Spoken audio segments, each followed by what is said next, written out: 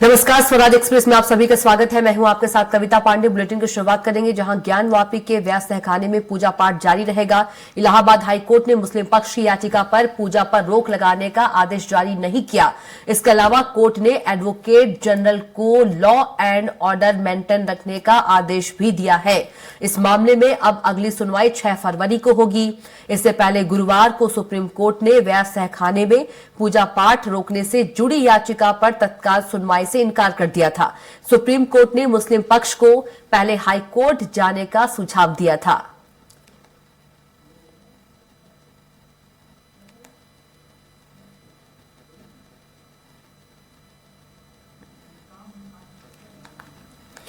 और चलिए इसी खबर पर ज्यादा जानकारी के साथ हमारे साथ संवाददाता घनश्याम जुड़ गए हैं। घनश्याम, क्या कुछ जानकारी खबर पर? देखिए, जो मुस्लिम पक्ष गया था हाई कोर्ट का रुख किया था सुप्रीम कोर्ट के कहने के बाद, चूंकि इसके पहले बुधवार को देर रात यानी तकरीबन 3 बजे जो है मुस्लिम पक्ष वहां पे पूजा पाठ नहीं कराने को लेकर के सुप्रीम कोर्ट पहुंचा था। जिसके बाद सुप्रीम कोर्ट ने साफ तौर पे कहा था कि सबसे पहले आप निचली अदालत में जाए, आप बेसिक कोर्ट पे पहले जाए। अगर बेसिक कोर्ट अगर आपकी बात नहीं सुनती है, अगर उसके बावजूद आपको लगता है कि आपकी बातें नहीं सुनी गई है, तब आप हमारे पास आए।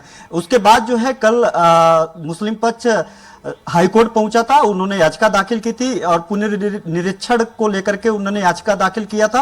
उन्होंने आज जब सुनवाई हुई तो मुस्लिम पक्ष ने कहा कि आनन फानन में जिलाधिकारी के द्वारा 7 दिन का वक्त दिया गया था, उसके बावजूद बहुत जल्दबाजी में वहां पे पूजा पाठ शुरू करा दिया गया। रात में आनन फानन में साफ सफाई की गई और उसको हिंदू पक्ष को सौंप दिया गया। हाईकोर्ट ने सुनवाई करते हुए दोनों पक्षों से सुझाव मांगे और सुझाव में उन्होंने साफ तौर पर उन्होंने कहा कि क्या आप लोग इस मामले में सुनवाई चाहते हैं। तो इस मामले में जो हिंदू पक्ष थी, वो हिंदू पक्ष ने कहा कि इसकी पोशीयता पे कि आप मुस्लिम पक्ष के जो आदेश दिया, मुस्लिम पक्ष ने जो जिला कोर्ट के जो आदेश है उसके खिलाफ पोशीयता ही नहीं बनती, यानी सुनवाई योग्य ही मुस्लिम पक्ष नहीं है कि इस मामले में सुनवाई हो। तो इसके बाद दोनों पक्षों को सुना और दोनों पक्षों को सुनने के बाद हाईकोर्ट ने बड़ा आदेश देते हुए साफ तौर पर कहा, जब तक 17 तारीख के आदेश को चुनौती मुस्लिम पक्ष नहीं देती है तब तक इस केस की सुनवाई की पूजा पाठ होगा कि नहीं होगा, हिंदू पक्ष के पास रहेगा ये एरिया यानी तहखाना रहेगा कि नहीं रहेगा, इस पे सुनवाई नहीं की जा सकती। सबसे बड़ी बात है कि 17 जनवरी को जिला अदालत की कोर्ट ने रिसीवर नियुक्त किया था जिलाधिकारी को। जिलाधिकारी को वो जो एरिया था उस एरिया को सौंप दिया था जिलाधिकारी को, उसका केयरटेकर बना दिया गया था। जब मुस्लिम पक्ष ने कहा कि जिलाधिकारी आनन फानन में उसको हिंदू पक्ष को सौंप दिया, जबकि 7 दिनों का वक्त दिया गया था। तो इसी मामले पर हाईकोर्ट ने कहा कि जब उसका केयर टेकर यानी रिसीवर जिलाधिकारी है, फिर जिलाधिकारी कोर्ट के आदेश के अनुपालन में वो 1 घंटे में दे चाहे 7 दिनों में दे, क्योंकि 7 दिन के अंदर निचली अदालत ने आदेश दिया कि 7 दिनों के अंदर हिंदू पक्ष को वो एरिया सील एरिया को पहले ओपन किया जाए, यानी जो बैरिकेटिंग की गई थी 31 सालों से उस बैरिकेटिंग को हटाया जाए, हटा करके उस तहखाने को व्यास परिवार को सौंप दिया जाए। तो उन्होंने कहा था कि जब पहले तो इसके अगेंस्ट में आप जाइए कि रिसीवर जिलाधिकारी रहेंगे कि नहीं रहेंगे, उस मूल केस में पहले सुनवाई करिए। अगर उस मूल केस में अगर आप सुनवाई नहीं करते हैं तो जिस केस को लेकर के यानी पूजा पाठ को चुनौती को लेकर के अगर आप आए तो इसको सुनने का कोई औचित्य नहीं है।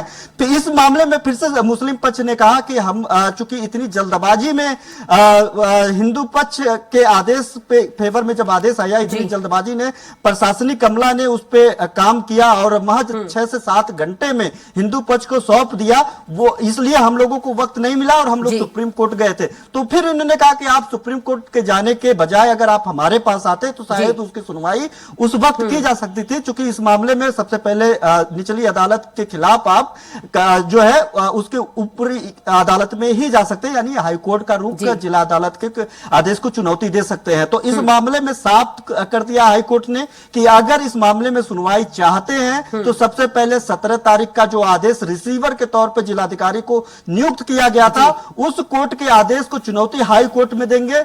उस मामले में अगर रिसीवर जब तक यानी इसको अगर सरल भाषा में हम समझा दे कविता, तो अगर मैं किसी घर का केयर टेकर हूं तो मैं जिस वक्त से केयर टेकर मैं बनूंगा उस वक्त से लेकर के अगले आदेश तक जो हमें जी। केयर टेकर का आदेश दिया है, उसके अगले आदेश तक मैं जो चाहूं वो कानून सम्मत कर सकता हूं। तो ऐसे में जिलाधिकारी रात को सौंपा, अगले जी। दिन को सौंपा, 7 दिन तक सौंपा, ये मायने नहीं रखता। ये मायने रखता है कि कोर्ट ने रिसीवर नियुक्त किया था, जिस मामले में मुस्लिम पक्ष को उस वक्त भी अपने तर्क नहीं दे पाए थे कि कोर्ट उस जो तहखाना है, उस तहखाने को जिलाधिकारी को रिसीवर नियुक्त कराया जाए कि नहीं कराया जाए।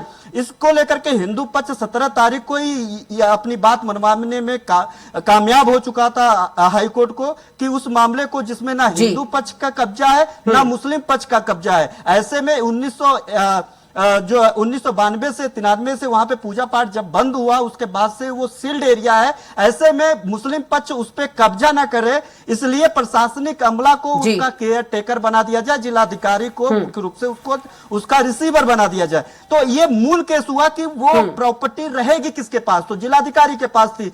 फिर इन्होंने साक्ष्य दिए कि 1993 तक हम लोगों ने पूजा पाठ किया, सोमनाथ व्यास जी इसके मुख्य पुजारी थे और व्यास जी के परिवार के पास ये तहखाना था। सोमनाथ व्यास जी के जो नाती हैं शैलेंद्र कुमार पाठक, उनके द्वारा ये याचिका दाखिल की गई थी। अब उनके याचिका पे पूजा पाठ की भी नियमित पूजन दर्शन पूजा पाठ और 5 टाइम का जो आरती है, उस आरती को लेकर के कोर्ट ने आदेश दे दिया। 7 दिन का आदेश दिया था कि 7 दिन में उसको सौंप दिया जाए। अब इसके खिलाफ गए कोर्ट ने जो है सरकारी अधिवक्ता को भी आदेश दिया है। उन्होंने कहा है कि जिलाधिकारी को ये किसी भी तरीके का एहतियातन कोई चूक नहीं होगी, सुरक्षा व्यवस्था मेंटेन रहेगी। और वहां पे इसको लेकर के सरकारी अधिवक्ता ने वहां पे कहा कि प्रशासनिक अमला पूरी तरीके से चुस्त दुरुस्त है। आज जुमे की नमाज से लेकर के जब से ये आदेश आया है, सुनवाई हो रही है। हर उस संवेदनशील को चिन्हित किया गया। संवेदनशील एरिया में डीएसपी लेवल के अधिकारियों की तैनाती की गई है। सुरक्षा व्यवस्था सिर्फ वाराणसी नहीं और पूरे उत्तर प्रदेश में चाक चौबंद व्यवस्था पूरी तरीके से व्यवस्थित कर ली गई है। तो इसके बाद सुनवाई 6 फरवरी को होगा। 6 फरवरी को मूल केस में होगा, वही जो 17 तारीख को जो निचली अदालत ने रिसीवर के तौर पर डीएम को आदेश दिया था, रिसीवर बनने का आदेश दिया था, उसके खिलाफ सबसे पहले सुनवाई 6 फरवरी को होगी। उसके बाद यह सुनवाई होगी कि आखिरकार वो जो तहखाना है, तहखाना बंद रहेगा, पूजा पाठ जारी रहेगी, या फिर वो तहखाना मुस्लिम पक्ष को दिया जाएगा, हिंदू पक्ष को दिया जाएगा। यानी अभी इस मामले को लेकर के अंतरिम रोक लगाने से हाईकोर्ट ने ये सब सारे तर्क देते हुए उसने मना कर दिया है, रोक लगा दी है। इसी के साथ जो है हिंदू पक्ष को एक और अचीवमेंट इस मामले में मिलता हुआ दिखाई दे रहा है। जो वो लगातार जो अपनी बातें कह रहा था, वो अपनी बात वो कि वहां पे तहखाने के अलावा 8 जो अन्य तहखाने हैं, इसको लेकर के भी मुस्लिम पक्ष ने कहा कि वहां पे पूरे 9 तहखाने हैं, एक तहखाने को दे देना और वहां पे पूजा पाठ शुरू करा देना, ये वर्शिप एक्ट 1991 का भी उल्लंघन है। तो ऐसे में उन्होंने तमाम तरीके का उन्होंने अपनी तरफ से बातें रखी, जिसको लेकर के हाईकोर्ट ने कहा कि जब इसकी सुनवाई निचली अदालत में साफ तौर पे हो चुकी है और उसमें आपने अपने तर्क दिए हैं, हिंदू पक्ष ने अपने तर्क दिए हैं, तो इस तर्क के बाद फिर से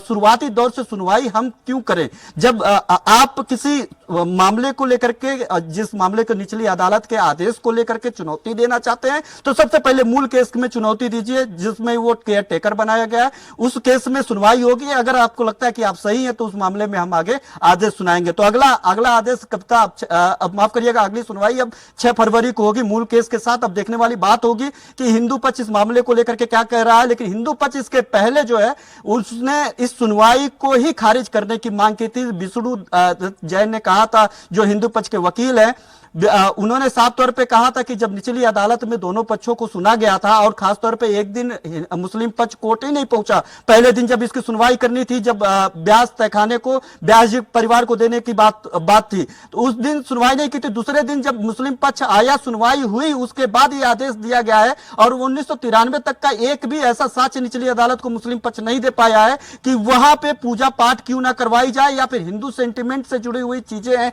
जो वहां पे मंदिर से जुड़ी हुई चीजें हैं, उस चीजों के अगेंस्ट में कोई एक ऐसा तथ्य मुस्लिम पक्ष नहीं दे पाया है जिससे यह साबित किया जा सके, या फिर यह विवाद अपवाद पैदा किया जा सकता है कि वहां पे हिंदू पक्ष का प्रतिबद्धता नहीं है, यानी स्वामित्व जो है वो हिंदू पक्ष का नहीं है। ऐसे मामले में इस केस की सुनवाई का जी बिल्कुल घनश्याम, तमाम जानकारी के लिए आपका बहुत ही धन्यवाद।